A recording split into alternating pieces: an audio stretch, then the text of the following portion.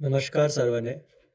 તો આપ સૌએ જેમ આગળના ભાગોમાં અલગ અલગ મુખ્ય ક્ષેત્ર અને પેટા ક્ષેત્રોની સમજણ લીધી, તો એ જુદા જુદા ક્ષેત્રોમાં એમના ભારણ પ્રમાણે આખા વર્ષ દરમિયાન આપણે સ્કૂલોનું મૂલ્યાંકન કરતા હોઈએ છીએ.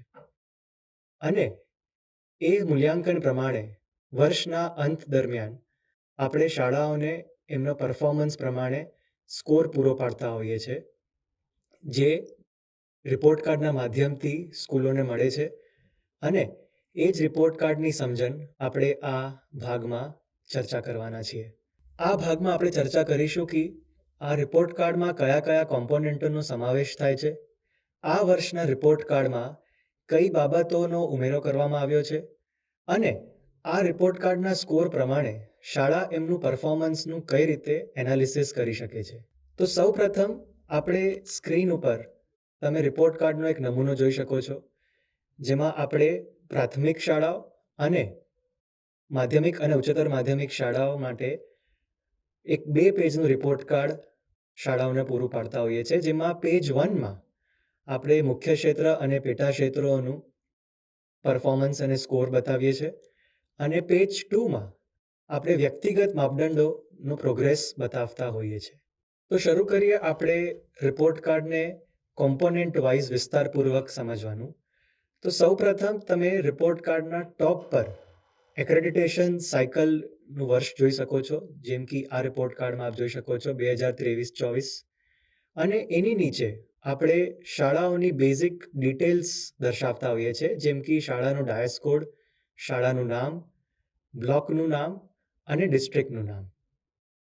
એના પછી રિપોર્ટ કાર્ડ 2 ભાગમાં વિભાજિત થયેલું જોવા મળે છે, જેમાં એક લેફ્ટ પેનલ છે અને બીજું રાઈટ પેનલ છે. જેમાં લેફ્ટ પેનલમાં આપણે મુખ્ય ક્ષેત્રો અને પેટા ક્ષેત્રોનો પરફોર્મન્સ દર્શાવીએ છીએ, અને રાઈટ પેનલમાં આપણે શાળાઓને એક બેઝિક એનાલિસિસ પૂરું પાડીએ છીએ, જેનાથી શાળા એમનું પરફોર્મન્સ સરળતાથી સમજી શકે છે.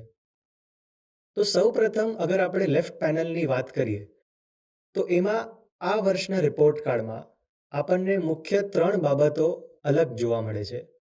જેમાં સૌ પ્રથમ બાબત છે કે આ વર્ષના રિપોર્ટ કાર્ડમાં આપ પર્સન્ટેજની સાથે સાથે ગુણ પણ જોઈ શકો છો. જે 5 મુખ્ય ક્ષેત્ર છે એમાં આપ ગુણની સાથે સાથે પર્સન્ટેજ જોઈ શકો છો, અને બાકી 21 પેટા ક્ષેત્ર છે તેમાં આપ ગુણ ડિરેક્ટલી જોઈ શકો છો, જે ગત વર્ષના રિપોર્ટ કાર્ડમાં આપણે પર્સન્ટેજ દર્શાવતા હતા. આનું મુખ્ય હેતુ એ છે કે શાળા એમનું પરફોર્મન્સ સ્કોર વાઇઝ ઇઝીલી સમજી શકે છે ભારાંકના સંદર્ભમાં. બીજું મુખ્ય બાબત જે આ રિપોર્ટ કાર્ડમાં તમે જોઈ શકો છો, જે અલગ છે ગત વર્ષના રિપોર્ટ કાર્ડના કમ્પેરિઝનમાં, એ છે કે ગત વર્ષના 1000 માર્કના ફ્રેમવર્કમાંથી આ વર્ષે આપણે 1200 માર્કનું ફ્રેમવર્કનો ગુણ દર્શાવીએ છીએ, જેમાં 200 માર્ક જે એડિશનલ છે એ 5મા મુખ્ય ક્ષેત્ર પ્રમાણે શાળાઓનું મેરિટ સ્કોલરશિપ એક્ઝામમાં પરફોર્મન્સની વાત કરે છે. જે 200માંથી 100 માર્ક કોમન એન્ટ્રન્સ ટેસ્ટ જે બાળકો 5મા ધોરણમાં આપે છે, અને બાકીના 100 માર્ક જ્ઞાન સાધના પરીક્ષા જે બાળકો 8મા ધોરણના અંતમાં આપે છે. એમ કુલ મળીને 200 માર્ક એડિશનલ આપણે રિપોર્ટ કાર્ડમાં દર્શાવ્યા છે, એટલે કુલ 1200 માર્કમાંથી શાળાને એમનું પરફોર્મન્સ જોવા મળે છે. ત્રીજી વસ્તુ જે આપણે અલગ જોવા મળે છે આ રિપોર્ટ કાર્ડમાં, એ છે શાળાના ગ્રેડિંગમાં. જેમ કે આ નમૂનાના રિપોર્ટ કાર્ડમાં આપ જોઈ શકો છો કે શાળાને કુલ એના સ્કોર પ્રમાણે 76% પ્રાપ્ત કર્યા છે. એ 76% પ્રમાણે શાળા ફ્રેમવર્કના રૂલ પ્રમાણે ગ્રીન 1ની એ ગ્રેડની સ્કૂલમાં સ્થાન પામે છે. પણ આ નમૂનાના રિપોર્ટ કાર્ડમાં આપ જોઈ શકો છો કે એને એ ગ્રેડની બદલે આપણે બી ગ્રેડ રિવાઇઝ કર્યો છે, અને એ જાણવા મળે છે આપણને ગ્રેડની બાજુમાં જે એસ્ટરિસ્ક એટલે સ્ટાર જેવું સિમ્બોલ છે એ જોઈને. આ દરેક શાળામાં જોવા ના મળે, પણ જે શાળાઓમાં આ જોવા મળશે એમને સમજવું કે ગ્રેડ રિવાઇઝ કરવાની પાછળ જે ક્રાઇટેરિયા છે એ છે CET માર્ચ 2024માં શાળાનું પરિણામ. એ પરિણામમાં શાળા જો આ 3 ક્રાઇટેરિયા દર્શાવ્યા છે એમાંથી એક પણ ક્રાઇટેરિયા એમને લાગુ પડે છે તો એમનો ગ્રેડ રિવાઇઝ કરવામાં આવેલો છે. જેમાં પહેલો ક્રાઇટેરિયા છે CET માર્ચ 2024માં 80% ઓછા વિદ્યાર્થીઓની ભાગીદારી હોય તો એ કે A+ ગ્રેડ શાળાને મળવાપાત્ર નથી. અથવા CET માર્ચ 2024ના મેરિટમાં 20%થી ઓછા વિદ્યાર્થીઓનો સમાવેશ થતો હોય તો શાળાને A ગ્રેડ મળવાપાત્ર નથી. અથવા કે આખરી ક્રાઇટેરિયા CET માર્ચ 2024ના મેરિટમાં 40%થી ઓછા વિદ્યાર્થીઓનો સમાવેશ થતો હોય તો શાળાને A+ ગ્રેડ મળવાપાત્ર નથી.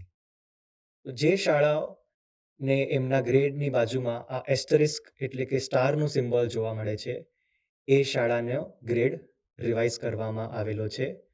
એટલે કે શાળાને એમનું પરફોર્મન્સ જાણવું હોય તો એમને સ્કોર પ્રમાણે પર્સન્ટેજથી બી એ સમજી શકે છે અને ગ્રેડ પ્રમાણે બી એ સમજી શકે છે.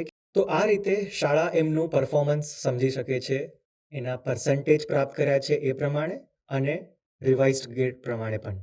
તો આ 3 મુખ્ય બાબતોનો આપણે આ વખતે રિપોર્ટ કાર્ડમાં અલગ જોવા મળે છે જે આપને મેં જણાવી. આ હતી લેફ્ટ પેનલની વાત. હવે આપણે અગર રાઈટ પેનલ તરફ જોઈએ તો ત્યાં આપણે શાળાને ઓલરેડી એક સ્ટેટ તરફથી બેઝિક એનાલિસિસ પૂરું પાડીએ છીએ જેનાથી શાળા સમજી શકે છે કે એમનું જે પરફોર્મન્સ આવ્યું છે એમાં કઈ બાબતો છે જેમાં એમને ઘણું સારું પરફોર્મ કર્યું છે અને કઈ બાબતો છે જેમાં એમને સુધારાનો સ્કોપ છે. તો જેમ તમે જોઈ શકો છો કે પહેલા ટેબલમાં શાળાની સારી બાબતો એટલે કે સૌથી સારો મુખ્ય ક્ષેત્ર જેમાં શાળાનું પરફોર્મન્સ બેસ્ટ રહ્યું છે એનું નામ અને એની નીચે એવા 3 પેટા ક્ષેત્રોનું નામ જેમાં શાળાનું પરફોર્મન્સ 21 પેટા ક્ષેત્રમાંથી બેસ્ટ રહ્યું છે.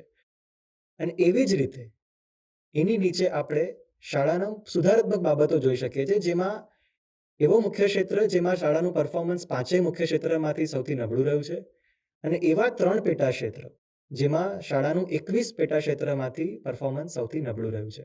આ દર્શાવવાનો મુખ્ય હેતુ એ છે કે શાળા સમજી શકે છે કે એમની જે સારી બાબતો છે એનાથી કઈ રીતે પ્રેરણા લઈને એવા જ પ્રયાસો એ બીજા ક્ષેત્રોમાં કરી શકે અને એવા કયા નબળા ક્ષેત્રો છે જ્યાં એમને વધારે પ્રયાસો આપવાની જરૂર રહે છે.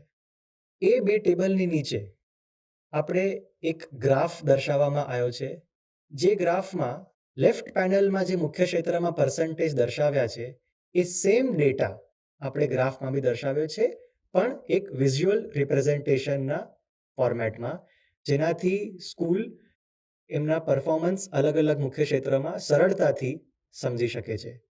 આમાં એક વસ્તુ નોંધ કરવાની એ રહે છે કે દરેક બારમાં દરેક મુખ્ય ક્ષેત્રના બારમાં આપણે કલર કોડિંગ પણ આપેલું છે. એટલે અગર શાળા A+ આવે છે તો એમને ડાર્ક ગ્રીન, એમાં છે તો ગ્રીન, બી ગ્રેડમાં સ્થાન પામે છે તો યલો, સીમાં રેડ અને ડીમાં બ્લેક કલર જોવા મળે છે.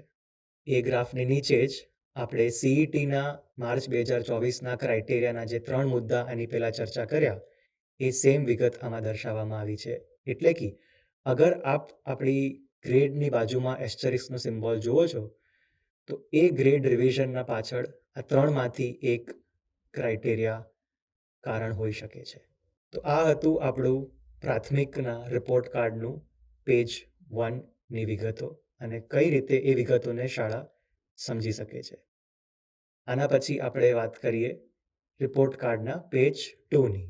તો જેમ પેજ 1માં આપણે જોયું કે આપણે મુખ્ય ક્ષેત્ર અને પેટા ક્ષેત્રોનું પરફોર્મન્સ દર્શાવ્યું એવી જ રીતે પેજ 2માં આપણે એક ડિટેલ્ડ એનાલિસિસ સ્કૂલને પૂરું પાડીએ છીએ જેમાં આપણે વ્યક્તિગત માપદંડોનો પ્રોગ્રેસ શાળાઓને બતાવીએ છીએ. જેમાં તમે લેફ્ટ સાઈડમાં જુઓ છો કે જે આપણે 9 પેટા ક્ષેત્ર ડોમેન 1માં છે એનું જ આપણે વ્યક્તિગત માપદંડોનો પ્રોગ્રેસ અહીંયા પ્રોગ્રેસ બારના માધ્યમથી બતાવ્યો છે.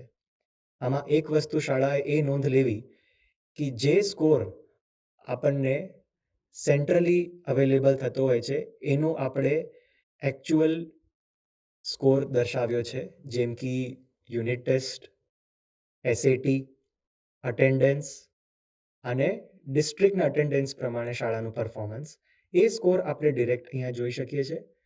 અને બાકી બધા માપદંડોમાં જેમાં ઇન્સ્પેક્ટર દ્વારા ઇવેલ્યુએશન કરવામાં આવ્યું છે એ આપણે પ્રોગ્રેસ બારમાં એક રેન્જ પ્રમાણે જોઈ શકીએ છીએ, જેમાં રેન્જના 5 લેવલ છે: 0 થી 20, 21 થી 40, 41 થી 60, 61 થી 80 અને 81 થી 100.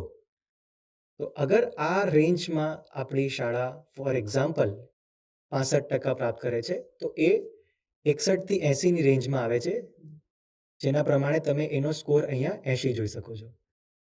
તો આ વ્યક્તિગત માપદંડો આપવા પાછળનો હેતુ એ છે કે શાળા અગર ડિટેલમાં એમનું સેલ્ફ એનાલિસિસ કરવા માંગતી હોય કે કયા ક્ષેત્રમાં એમને એક્ઝેક્ટ પ્રયાસો આપવાની જરૂર છે, જેનાથી એમનો ઓવરઓલ પેટા ક્ષેત્ર અને મુખ્ય ક્ષેત્રનો સ્કોર વધી શકે છે, જેનાથી એમનો ઓવરઓલ ગ્રેડમાં વધારો થઈ શકે છે, તો આ પેજ 2નો ઉપયોગ શાળા એના માટે કરી શકે છે.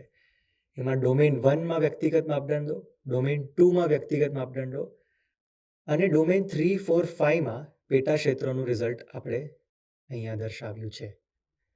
આમાં એક વસ્તુ એ નોંધ લેવી કે જે દરેક મુખ્ય ક્ષેત્રમાં આપણે ઓવરઓલ સ્કોર અહીંયા બતાવ્યો છે, એમાં પણ કલર કોડિંગ આપણે અહીંયા આપ્યું છે, જે આપ રિપોર્ટ કાર્ડમાં જોઈ શકો છો.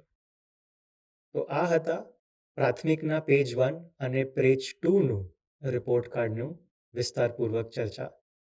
એ જ રીતે આપણું જે માધ્યમિક અને ઉચ્ચતર માધ્યમિકમાં આપણે રિપોર્ટ કાર્ડ શાળાને પૂરું પાડીએ છીએ, એમાં આપણે ફોર્મેટ સ્ટેટ તરફથી સેમ છે, જેમાં લેફ્ટ પેનલમાં મુખ્ય ક્ષેત્ર અને પેટા ક્ષેત્રનું પરફોર્મન્સ અને રાઇટ પેનલમાં બેઝિક એનાલિસિસ સ્કૂલો માટે. પણ માધ્યમિક અને ઉચ્ચતર માધ્યમિકમાં આપણું જે ફ્રેમવર્ક છે એ પ્રાથમિકના 1200 ગુણના ફ્રેમવર્કના પ્રમાણે અહીંયા 4 મુખ્ય ક્ષેત્રનું કુલ 1000 ગુણનું ફ્રેમવર્ક છે. આ મુખ્ય તફાવત સિવાય દરેક કોમ્પોનેન્ટ માધ્યમિક અને ઉચ્ચતર માધ્યમિક શાળાનું સરખું છે, જેનું એનાલિસિસ જે આપણે પ્રાથમિકનું રિપોર્ટ કાર્ડમાં ચર્ચા કરી એ પ્રમાણે માધ્યમિક શાળાઓ પણ એ જ રીતે આનું સેલ્ફ એનાલિસિસ કરી શકે છે. આપ આપના સ્ક્રીન પર પેજ 1 જોઈ શકો છો.